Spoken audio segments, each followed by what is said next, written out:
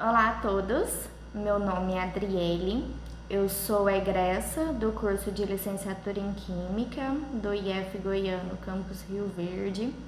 Fui aluna da professora Rosenilde e, sob orientação dela, desenvolvi alguns projetos de pesquisa, de extensão aí na instituição, e a convite dela eu vim falar hoje um pouquinho sobre a categorização no processo de pesquisa. Então eu trouxe aqui algumas definições sobre o que é esse processo. A categorização é uma operação de classificação de elementos constitutivos de um conjunto, por diferenciação seguida de um reagrupamento baseado em critérios. Parece complicado, né? Mas o que seria isso? Após o meu processo de coleta de dados, eu obtenho os meus dados e eu preciso organizar esses dados de uma forma que eles consigam atender ao meu objetivo de pesquisa. E a categorização é isso, é essa organização de dados, seguindo algum critério. Formular categorias é um processo longo, difícil e desafiante, e que na maioria das vezes implica na ida e na vinda da teoria ao material, do material de análise à teoria, e pressupõe a elaboração de várias versões do sistema categórico. Então, não é um processo simples e fácil, onde eu coleto os meus dados e faço uma categorização única e já escrevo o meu texto. Não é isso. É um processo difícil e longo, onde na maioria das vezes eu vou formular várias categorias, várias versões. Eu vou chegar no final e vou entender que aquela primeira categoria que eu formei, ela não atende ao meu objetivo, que eu poderia ter feito de uma outra forma. Isso acontece mesmo com pesquisadores experientes. Claro que com a prática isso vai facilitando, né? Mas em geral não é um processo fácil e você vai ter que fazer isso várias vezes, formular suas categorias várias vezes, reagrupar elas de uma forma, e depois você vai entender que de outra forma fica melhor.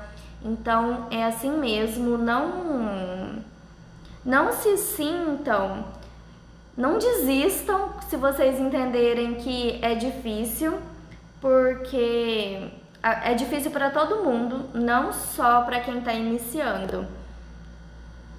Agora eu vou trazer um exemplo que eu achei bem fácil de visualizar.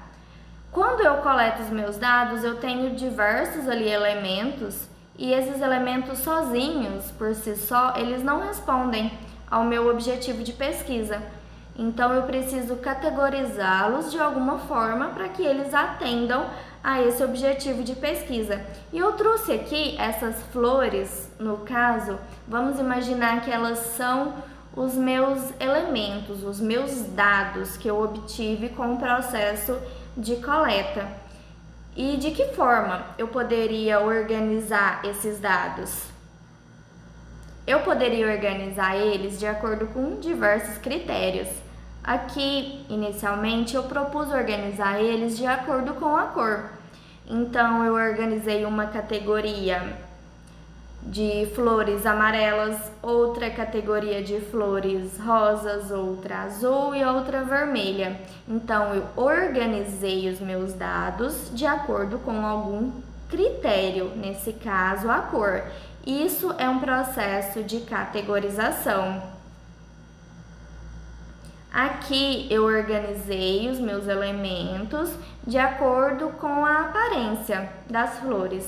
Então, eu compreendo que essas flores do primeiro grupo, elas têm uma aparência parecida, as do segundo grupo também, as do terceiro grupo também. Mas eu ainda poderia categorizar esses dados de acordo com o tipo de pólen, de acordo com a forma de cultivo, do cheiro que essas flores exalam. São inúmeras aí as possibilidades e eu preciso sempre me atentar ao meu objetivo. Agora eu vou trazer um exemplo de uma pesquisa que eu realizei aí na instituição, no IF Goiano, sob a supervisão e orientação da professora Rosenilde. Então, esse aqui é um questionário do Google Forms, ele é bem grande, obtivemos 122 respostas com este questionário e são 29 questões. Então, eu tinha muitos dados, são questões abertas, tem gráficos, tem questões abertas. Então, eu tenho muita coisa, muitos dados e eu precisava organizar esses dados de alguma forma para que eu conseguisse atender ao meu objetivo. Essa pesquisa ela trabalhava especificamente com o programa Residência Pedagógica, então esse questionário foi enviado para todos os residentes de todos os campos, então realmente era muita coisa e organizar esses dados não é simples. Eu fiz várias versões do meu processo de categorização até chegar no processo final.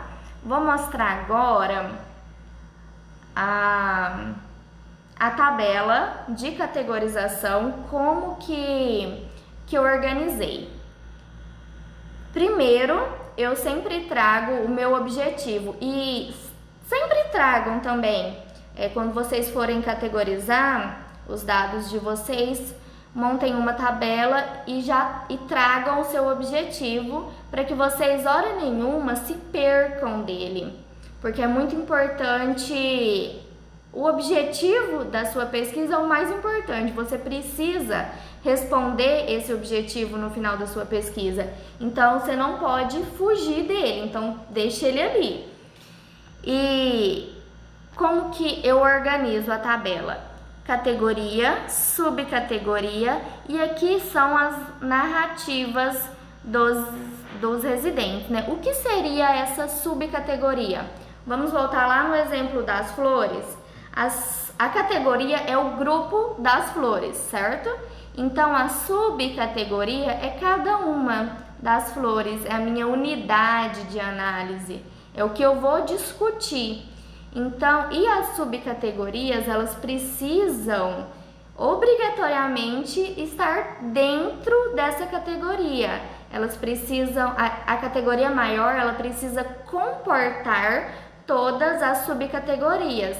Por exemplo, lá no exemplo das flores, quando eu separei a categoria das flores amarelas, lá são flores amarelas, eu não posso colocar uma flor vermelha ali no meio, porque senão não vai fazer sentido essa minha categorização. Vou mostrar para vocês a última aqui da categoria, dessa, que eu julgo que vai ficar simples para vocês entenderem. Deixa eu só achar.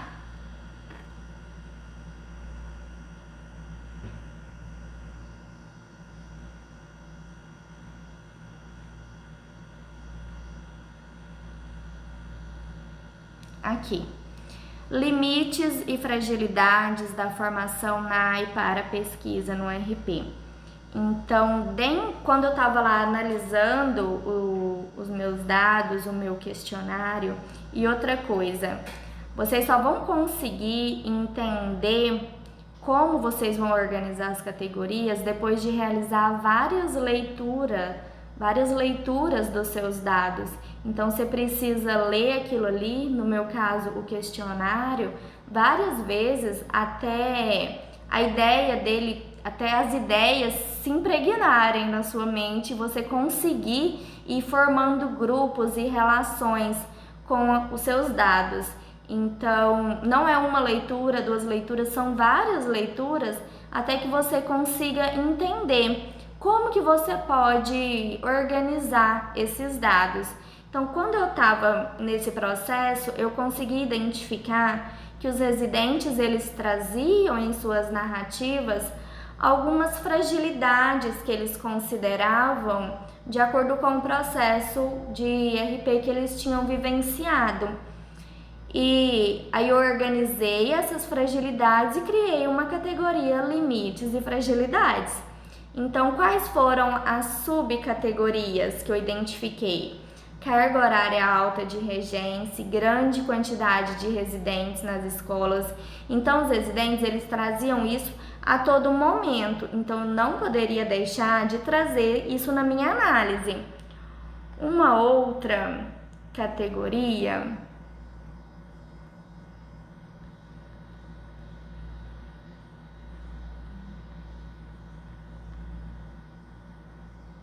Aí, gente, mas eu tô apanhando, hein?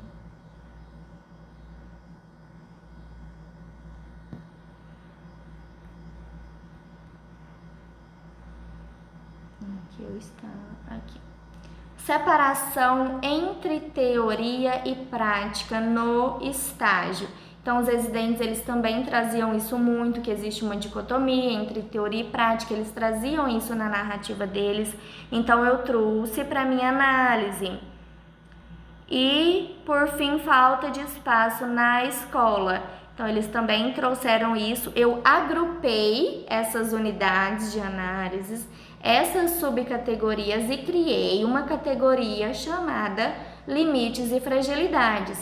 E aqui, ó, nessa terceira coluna, aparecem as narrativas dos estudantes de acordo com cada subcategoria, tudo separadinho. Para quando eu for escrever o meu texto, eu consiga visualizar isso aqui de uma forma mais simples. Então, eu não preciso ficar voltando lá no meu questionário sempre.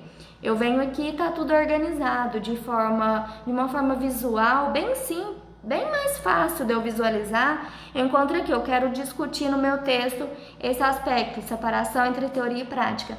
Então, tudo que os residentes falaram sobre isso está aqui. Então, é muito mais fácil do que eu ter que voltar lá no meu questionário toda vez, certo?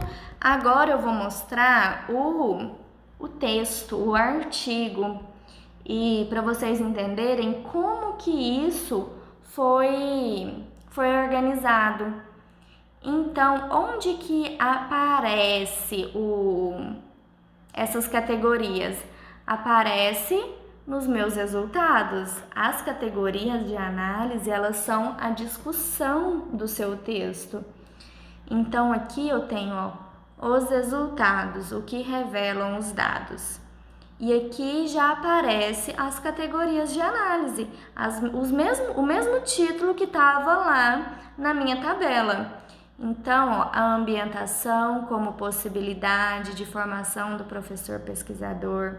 Então, aqui dentro desse subtítulo está sendo discutido todas aquelas subcategorias que estão dentro aqui dessa categoria.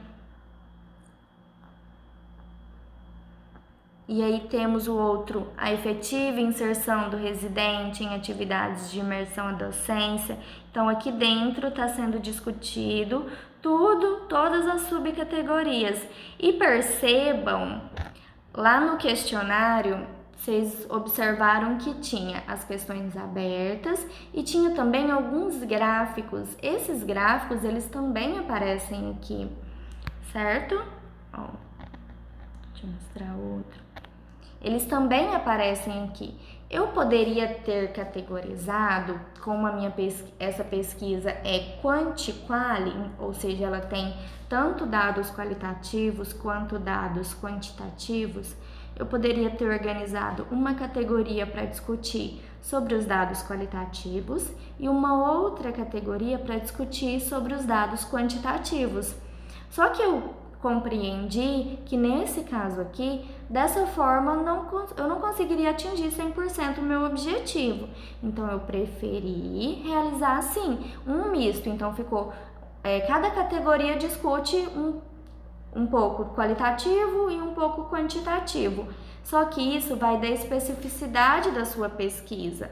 vai depender do que você quer responder com essa pesquisa. Por isso que os critérios, eles dependem da sua pesquisa. Não dá para eu trazer uma receita certinhos, passo a passo para você seguir. Você precisa ler os seus dados diversas vezes até você entender uma forma de organizar os seus dados da melhor maneira possível, visual também, na hora de você escrever seu texto, para o leitor conseguir ler e entender, para que você consiga atingir o seu objetivo. Vou mostrar agora a última categoria, aqui ó, limites e fragilidades da formação NAE para pesquisa. Lembra que aqui eu tinha apresentado as subcategorias? Então, elas estão aqui, ó. Vou ler a introdução com vocês, a introdução dessa categoria. Apesar de os resultados apresentarem várias possibilidades de formação NAE para pesquisa, constatamos também vários desafios traduzidos pela alta carga horária de regência. Então, aqui uma das minhas subcategorias. A supervalorização das atividades práticas em detrimento da teoria e a falta de espaço para o desenvolvimento das atividades e acolhimento na escola-campo. Então, tudo aquilo está sendo discutido aqui. Todas as falas daqueles residentes estão sendo discutidas aqui de forma geral. Então, eu já trago isso que eu quero discutir e vou discutindo ponto a ponto no decorrer do meu texto. Se eu não realizar esse processo de categorização, eu vou chegar aqui para escrever e não vou saber o que escrever. Como eu já tinha realizado esse processo, eu chego aqui para escrever e eu sei exatamente o que eu tenho que discutir. Eu sei exatamente o que os residentes falaram sobre isso. Então, se torna muito mais simples. O processo de pesquisa, ele possui as etapas e é muito importante se cumprir todas essas etapas. Por exemplo, inicialmente você tem que ler os autores que falam sobre o seu tema. No meu caso, se eu não realizar essa leitura, eu não sei nem o que perguntar para os residentes para eu atender o meu objetivo. Então, eu já preciso partir daí, que eu preciso ler para entender como que eu vou conduzir a pesquisa. E aí, coleto os dados e eu preciso agora organizar esses dados. Quando eu categorizo, eu já sei exatamente como eu vou discutir o meu texto. Porque senão eu chego no meu processo de escrita lá com os dados lá no meu Google Forms e tá tudo bagunçado, eu não sei de que forma eu vou discutir isso, então esse processo ele se torna muito mais difícil. Por isso que é importante seguir todos os passos da pesquisa para que você sofra menos no processo de escrita. E é isso, eu espero que tenha sido proveitoso esse momento e que vocês tenham sucesso aí na pesquisa de vocês. Muito obrigada!